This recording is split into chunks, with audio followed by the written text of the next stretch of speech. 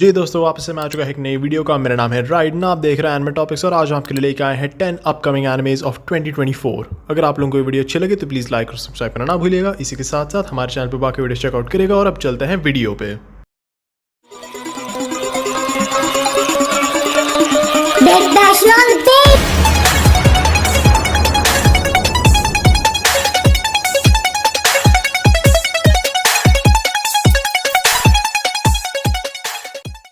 Number 10 पे आ जाता है अ साइन ऑफ अफेक्शन। इसकी अप्रॉक्सीमेट रिलीज डेट है जनवरी 2024। इसे एनिमेट कर रहा है आजियाडो स्टूडियो और इसकी जॉनर है रोमांस और शोजो। ये एनिमे आप में से उन लोगों के लिए इंटरेस्टिंग होगा जिन्हें अ साइलेंट वॉइस पसंद है, क्योंकि अ साइलेंट वॉइस की तरह इसमें भी हमारी जो मेन कैरेक्टर है यूकी इटो से वो बहरी है। लेकिन इसमें हमारा मेन कैरेक्टर ना बच्चा है ना बड़वा है, लेकिन एक कॉलेज स्टूडेंट है। तो वो यूकी को बुली नहीं करता, लेकिन इनफैक्ट उसकी मदद करता है, जिसकी वजह से यूकी का इंटरेस्ट उसमें बैठ जाता है। और यहाँ से इनकी रोमांस स्टोरी शुरू होती है, जिसके बारे में मैं आप लोगों को ज़्यादा कुछ बता नहीं सकता, क्योंकि ये आपके लिए खुद एक्सपीरियंस करना बेटर रहेगा और क्योंकि मैंने इसकी मांग का सिर्फ पहला चैप्टर पढ़ा है। तो अगर आप लोगों को इंटरेस्टिंग लगे तो प्लीज़ चेकआउट करेगा। और अब चलते हैं नंबर 9 पे। नंबर 9 पे आ जाता है ब्लू एक्सोसिस्ट का सीजन 3। इसकी अप्रॉक्सीमेट रिलीज डेट भी जनवरी 2014 है। इसे एनिमेट कर रहा है स्टूडियो वोन। इसके जॉनर है एक्शन, फैंटेसी, माइथोलॉजी, स्कूल और शोनेन। ब्लू एक्सोसिस्ट एक थोड़ा अलग एनिमे है, क्योंकि जब इसका सीजन 1 और 2 निकला था तब लोगों को लगा नहीं था कि प्रोड्यूसर्स और स्टूडियोज इतनी बुरी तरीके से हक सकते हैं। आप में से जिन लोगों ने एनिमे देख रखा है वो लोग समझ गए होंगे कि मैं ऐसा क्यों कह रहा हूँ, लेकिन जिन लोगों ने एनिमे नहीं देखा है मैं उनके लिए एक बार एक्सप्लेन कर देता हूँ। ब्लू एक्सोसिस्ट की प्रोडक्शन स्टूडियो ने मांगा का पहला आर्क आधा कवर करा और फिर सीधा मांगा के एंड पे चले गए और एनिमे खत्म कर दिया। इन लोगों ने बीच में जितने भी आर्क थे वो सारे स्किप कर दिए। लेकिन फिर कुछ साल बाद इन लोगों ने इसका सेकंड सीजन निकाला, जहाँ पे इन लोगों ने मांगा को और क्लोजली फॉलो करा और सेकंड आर्क जहाँ से शुरू होना था वहाँ से इन लोगों ने स्टार्ट करा और अब ये लोग इसके थर्ड आर्क को कवर कर रहे हैं इसके थर्ड सीजन में। ब्लू एक्सोसिस्ट ओवरऑल एक काफ़ी ठीक एनिमे है। मैं इसे स्ट्रांगली रिकमेंड नहीं करूँगा। अगर आप लोगों को देखने का मन है तो आप जाके देख सकते हैं, लेकिन इन लोगों ने फर्स्ट सीजन में जो बकचोदियाँ करी है ना, उसकी वजह से जिस किसी का भी ये देखने में इंटरेस्ट है वो लोग पहले अगर फर्स्ट सीजन पूरा देखेंगे और फिर सेकंड सीजन पे जाएंगे तो उन्हें एटलीस्ट 2 मिनट लगेंगे सोचने में कि भाई क्या बकचोदी चल रही है ये। तो इवन दो ये एक माइनर इनकन्वीनियंस है, ये स्टिल कम्प्लीटली अवॉइडेबल था अगर प्रोडक्शन वाले के सर में 2 चने जितने दिमाग होता तो। इस होती आपको पीछे छोड़ते हुए आप चलते हैं अपने नंबर 8 पे। जी दोस्तों, अब नंबर 8 पे आ जाता है सेंगोकू यूको। इसका पहला एपिसोड अपेरेंटली एयर होगा जनवरी 11, 2014 को। इसे एनिमेट कर रहा है व्हाइट फॉक्स स्टूडियो और इसके जॉनर है एक्शन, एडवेंचर, ड्रामा, फैंटेसी और शोनेन।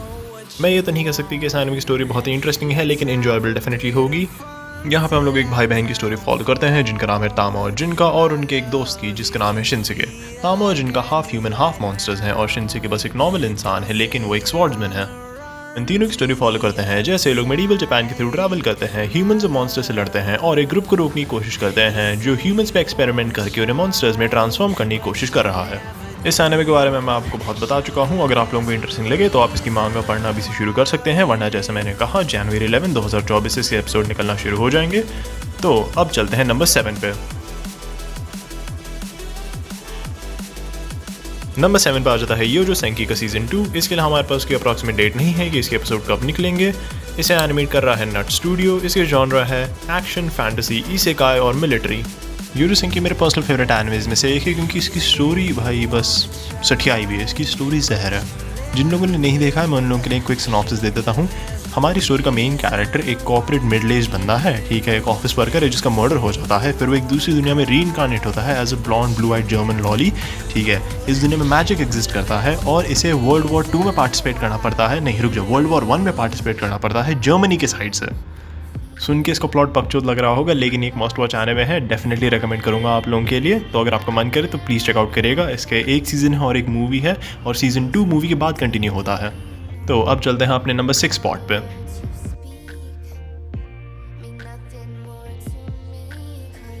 नंबर 6 पे आ जाता है सुकीमिची मूनलिट फैंटेसी का सीजन 2। इसके एपिसोड्स भी अप्रॉक्सीमेटली जनवरी 2014 में अपलोड होंगे।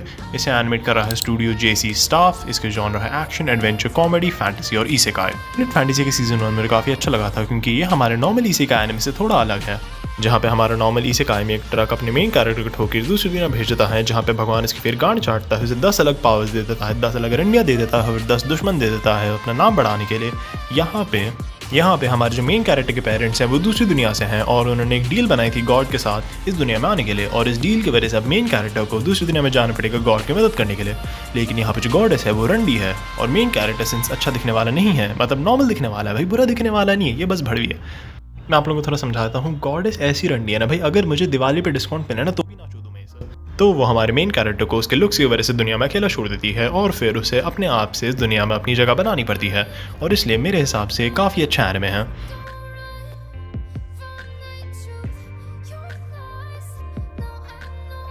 नंबर 5 आ जाता है फेरी टेल 100 Years Quest।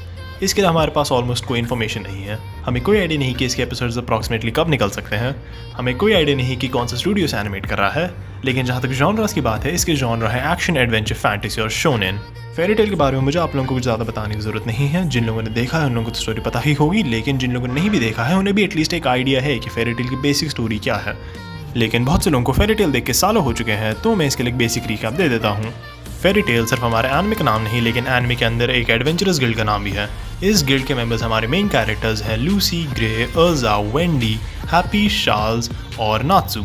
इस एनिमिक स्टोरी कंटिन्यू होती है फेरी टेल की मेन स्टोरी के एंडिंग के बाद, जहाँ पे वो लोग एक्ने लोगर रिजर्व को हरा चुके हैं। यहाँ पे हम देखते हैं कि नात्सू और अपनी मेन टीम ने 100 ईयर क्वेस्ट को एक्सेप्ट करा है। जो लोग जानते नहीं हैं मैं उनके लिए बता देता हूँ। क्वेस्ट या जॉब्स बहुत सी अलग टाइप्स की होती हैं, जहाँ पे आपकी बेसिक है नॉर्मल जॉब्स, फिर आती है डिफ़िकल्ट जॉब्स जिन्हें एस क्लास जॉब्स कहते हैं, फिर उससे भी और डिफ़िकल्ट क्वेस्ट्स आती हैं जो है एस क्लास जॉब्स, फिर आती है आपकी 10 ईयर जॉब्स, फिर आपकी 100 ईयर जॉब्स और फिर आपकी फॉरबिडन जॉब्स। 100 ईयर जॉब्स को ये नाम इसलिए दिया गया है क्योंकि इन जॉब्स को पोस्ट करके 100 साल हो चुके हैं और इन 100 साल में कोई भी उन्हें कंप्लीट नहीं कर सका है, तो ये ऑलमोस्ट इम्पॉसिबल ही है। लेकिन जैसा एनिमे का नाम सजेस्ट करेगा, अपने मेन कैरेक्टर को घंटा फर्क पड़ता है कि ये जॉब या क्वेस्ट कब से अवेलेबल है या कितनी डिफिकल्ट है। उन लोगों ने इस जॉब को एक्सेप्ट करा है और वो लोग इसे ख़त्म करके ही रहेंगे।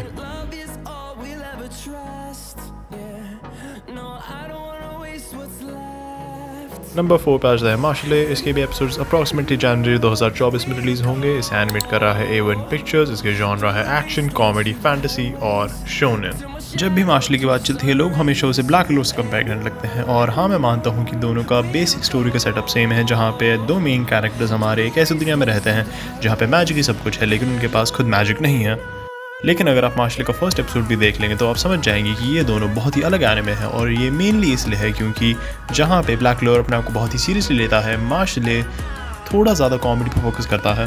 मार्शले में भी कुछ बहुत ही जहर और सीरियस फाइट सीन्स हैं, लेकिन ऑलमोस्ट हमेशा इन फाइट सीन्स के या तो स्टार्ट होने से पहले या इन फाइट्स के बीच में, इन फाइट्स के खत्म होने के बाद हमेशा कॉमेडी प्रेजेंट करी जाती है इस टेंशन और सीरियसनेस के थ्रू कट करने के लिए।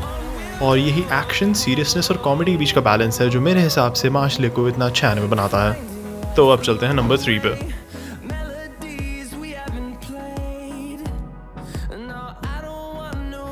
तो नंबर 3 पे आ जाता है काइजू नंबर 8। इसकी अप्रॉक्सीमेट रिलीज डेट है अप्रैल 2024। इसे एनिमेट कर रहा है प्रोडक्शन IG स्टूडियोज। इसके जॉनर है एक्शन, साइ-फाई, मिलिट्री और शोनन। अपने से जो लोग गॉडजिला या पैसिफिक रिम के फैन हैं उन्हें ये एनिमे डेफिनेटली पसंद आने वाला है, लेकिन इन जनरल जिस किसी को भी काइजूज या जायंट मॉन्स्टर्स में इंटरेस्ट है उन्हें भी एनिमे काफ़ी अच्छा लगेगा। इसकी मांगा मैंने बस एक दिन रैंडमली पढ़ना स्टार्ट कर दिया था क्योंकि इसका पोस्टर जहर लग रहा था। जहाँ तक स्टोरी की बात है, इनकी दुनिया में रैंडमली मॉन्स्टर्स स्पॉन होते हैं जिन्हें लोग काइजूज बोलते हैं। काइजूज ने इंसान की गांड मार रखी है क्योंकि एक काइजू को रोकने के लिए 10 से 10 लाख लोग लग सकते हैं, डिपेंडिंग कि वो कितना स्ट्रांग है। ओवर टाइम इंसानियत ने एक ऑर्गेनाइजेशन फॉर्म कर लिया है जिसका नाम है डिफेंस कोर। डिफेंस कोर का इकलौता काम है मॉन्स्टर्स को इंसानियत की जी मारने से रोकना, और अपना मेन कैरेक्टर जिसका नाम है काफका, वो भी यही डिफेंस कोर ज्वाइन करने की खुराफत में है, लेकिन क्या वो ज्वाइन कर पाता है या नहीं वो आप लोग खुद के पता लगाने के लिए है। अब आ जाते हैं अपने नंबर 2 स्पॉट पे।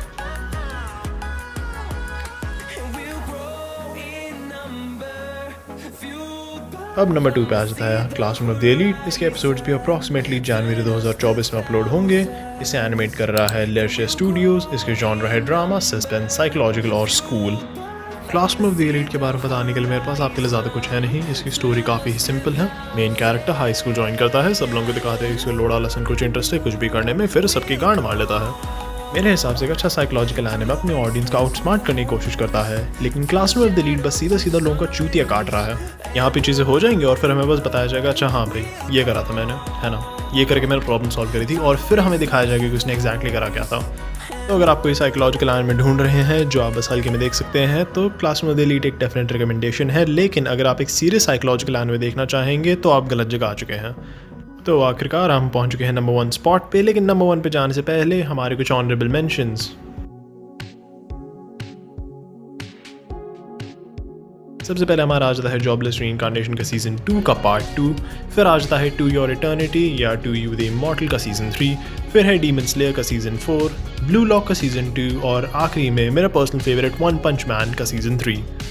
इस बार के ऑनरेबल मेंशंस में हमने mostly men stream anime add करे हैं जिनकी रिलीज़ के बारे में आपने कहीं ना कहीं से सुन लिया होता, लेकिन ये कुछ एनिमे हमारे लिए थोड़ी इंपॉर्टेंस होल्ड करते हैं, तभी हमने उन्हें यहाँ पे ऐड करा है।